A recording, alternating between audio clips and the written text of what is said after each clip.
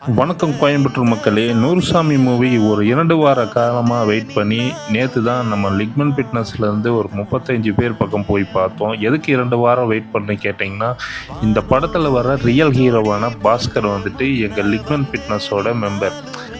மெம்பருங்கிறத விட நண்பர்.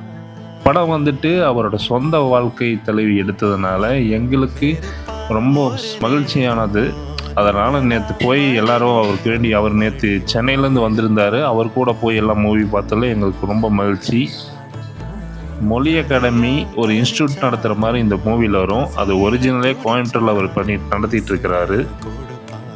இந்த மூவியோட டைரக்டர் சசி சார் பாஸ்கர்கிட்ட கதையை மட்டும் வாங்கிட்டு விடாமல் அவரை கூடவே ஒரு அசிஸ்டண்ட்டாக வச்சுக்கிட்டு அந்த ஊரில் எந்தெந்த லொக்கேஷனில் இவங்க வாழ்ந்துருக்கிறாங்களோ அந்த லொக்கேஷனில் போய் படமாக்கி இருக்கிறாரு.